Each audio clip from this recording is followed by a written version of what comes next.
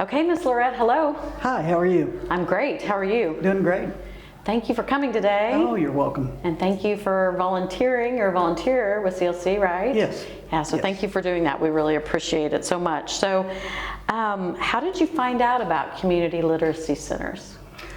Well, interestingly enough, doing an internet search, I was looking for an adult literacy program to work with, and I couldn't find anybody who could tell me where.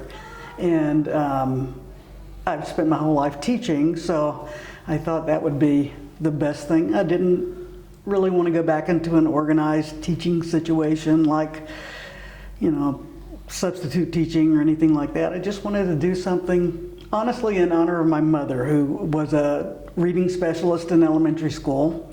And after she died, I decided that I was going to do this in her honor. Wow. Yeah. And so you did an internet search and you found? I found CLC. How about And that? I found a couple of others, but when I read through everything, I was impressed with what I saw on the CLC website and called and got a call back, and it didn't take long. That's wonderful. Oh, we're so glad to have you. What made you interested in being a tutor? And you kind of touched on that with your mom. Yeah, I taught at the University of Oklahoma for 30 years, so and had taught in other capacities for probably 15 years before that, so that's all I really know how to do. You know, you just sometimes it's like if I had to do a real job, I'd be in trouble. Oh, I don't know. And so I wanted to do something educationally related, and I wanted to do this for my mother. And you know, you live kind of in a little ivory tower, I guess. You think it in a university level, but I even saw students at the university level who struggled with reading and writing. Yes. And know what a difference it made for them to be able to improve and to watch them improve. Even the students who were good students weren't good writers. Yes. And so I decided this was something that I knew that I could do where it would have make a tangible difference in the lives of people who needed it. And skills that everyone needs. Just to live life. Just everyone needs to live life. Yeah. They really do. They really do. Couldn't agree more. How did you feel when you got to your first class? Nervous. It was a Zoom class. I came in 21, so it was mid-pandemic, and so all the classes were Zoom at that time. And when I first came in, I missed Zoom at the university. I was just out. I retired just before everything. You had never used it when you say you missed. Okay. I really hadn't done Zoom in teaching, and I was a little bit skeptical of how it worked. Yes. But I observed Nita for a couple of times, and she's so good with the students. And you know, that was it. She disarms us. Disarm is probably not the right word. She makes you feel so comfortable that I didn't feel so nervous. Yeah, I think disarm is a good word. So it didn't take very long, and I would go into what did they call them? Breakout rooms. Oh, okay. And take some students with me, and sometimes I'd do the lower reading students, and sometimes I'd do the upper reading students, and so it's just been a great experience. Yes, that's wonderful. A little nervous at first, but you've settled right into Zoom, huh? Yeah. I'm glad I don't have to control everything. Okay. She was out for a week not long ago, and Liz and I were her substitutes, and it's like, oh, I don't want to have to do all the technical stuff. Just you handle that, Liz, and I'll do anything else you want me to do. So you're still doing Zoom? You don't have any in person? One class is Zoom and one class is in person. Bruce's class is in person, and Nita's class is still on Zoom. Okay, so were you glad to get into that in-person environment again too? Yeah, and it's so different. It's been a really interesting experience seeing how different the process is. And there are good things about both. Yeah. There really are, but you can't it's difficult to do one-on-one on Zoom. Right.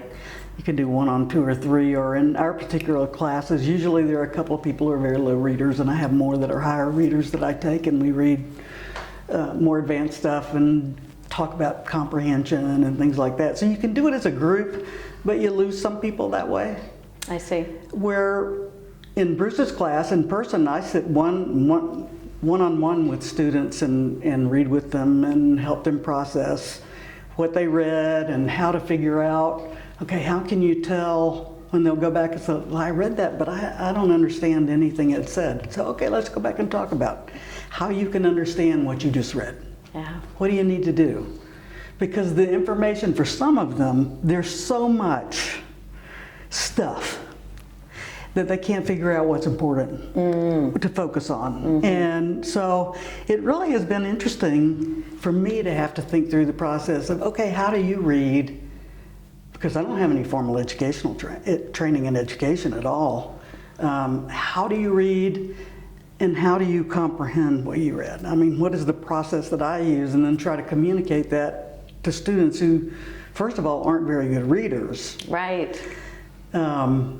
You have to break it down into really simplistic terms, which honestly, it's been very rewarding in that it's made me really think about learning, the learning process. If I had done some of this stuff before I left OU, I think I would have been a better teacher there. Oh, interesting. Yeah. Because you're having to think through that process of how do they comprehend. Yeah. You just assumed in that university setting they come in knowing all that. Yeah. You just go in, you throw information at them, and you expect them to learn it. And this is different. we have one student in particular, and he has severe disabilities in both reading and writing. But he's so bright, and that's the thing I found out with these students. They have amazing vocabularies. They can't write a sentence, some of them.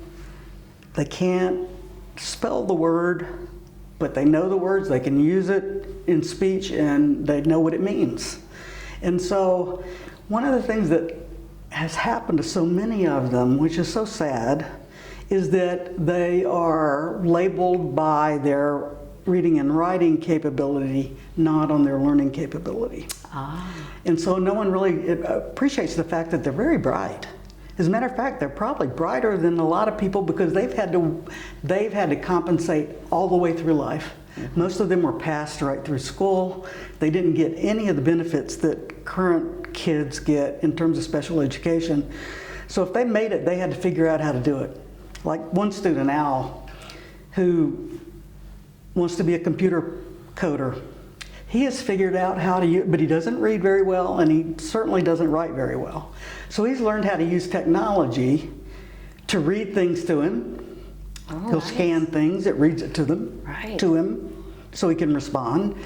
And then he'll speak into the audio, and it will type things for him, and then he can go back and read it and edit. And it's just been, he's made amazing advances in a year because of, he's figured out how to use technology to help him. Oh, that's great. And then he's teaching us so we can teach other students, which is awesome. I think Bruce kind of referred to that, in that we learn a lot from our students. Yes, yes. Everybody in the teaching and tutoring roles are saying that consistently, yes. What do you enjoy most about being a volunteer tutor for adult learners?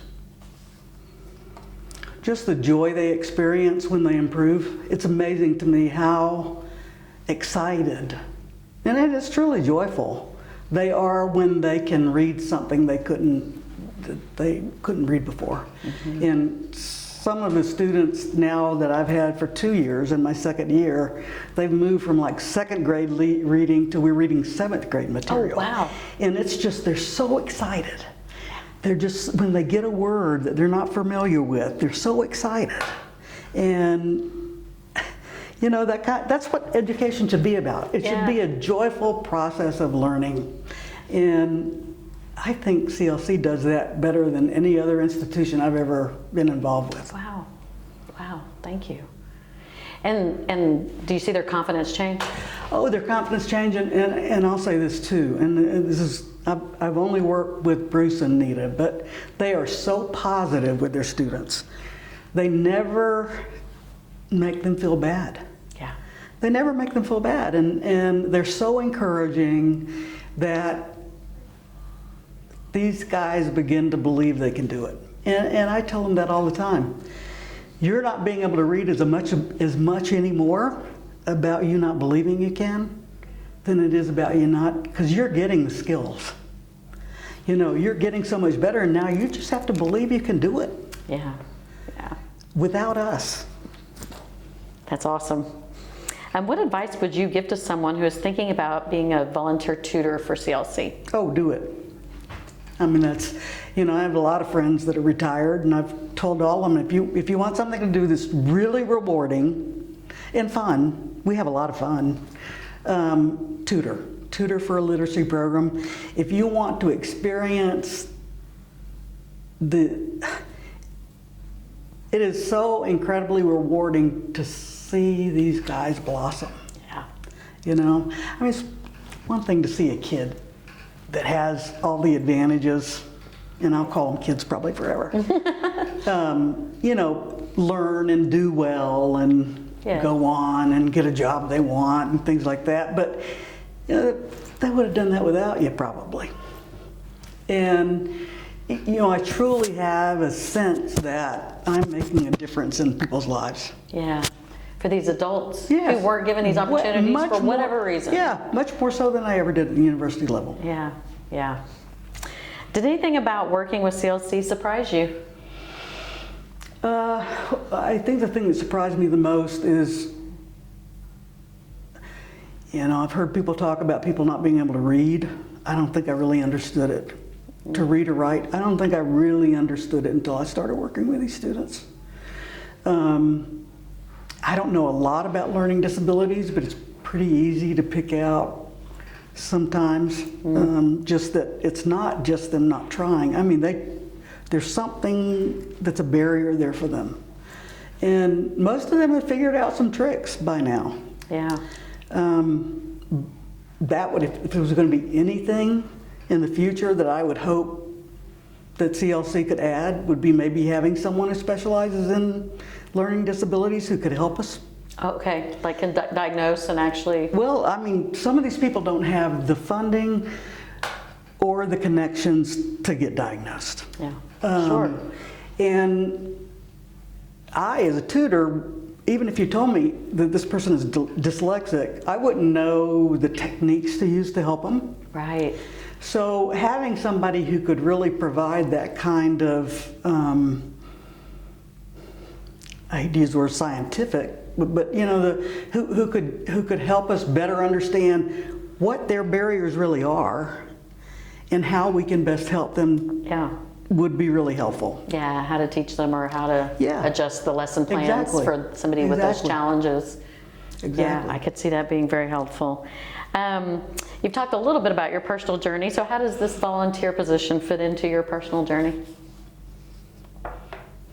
Well, you know, it's almost like full circle for me. I mean, I've done everything. I started tutoring when I was probably a freshman in high school, tutoring other students. Ah, gotcha. And I was always the kid who taught everybody before all my friends. They'd all gather, and if we took the same class, and I'd teach them Find for Laurette. our exams, you know. She's going to help us. Yeah. It's, and I've gone all the way through and, you know, taught at community college level, taught at university level. And so it's almost like coming back to the beginning again for me here. Okay. In a really positive way. Yeah, that's great. Anything else you'd like to say about CLC or about your experience? My experience has been nothing but great. And I you know, as warmly embraced as the students are, I think so are tutors and the teachers. And I think the service that CLC provides is one that is so needed by so many people.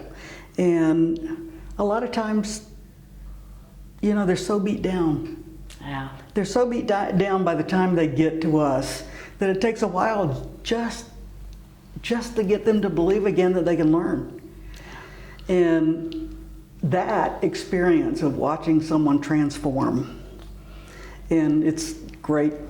I'll use my spring analogy to, you know, watch the blossom, Flower bloom, open. Yeah, and I tell you, that's why I'm involved too. Yeah. It's incredible. It really is. Couldn't agree more. So. All right, Laurette, anything else you want to say or add? Or No, I just hope that everybody out there really appreciates and and supports CLC, because it's one of the most fantastic organizations I've ever been involved with.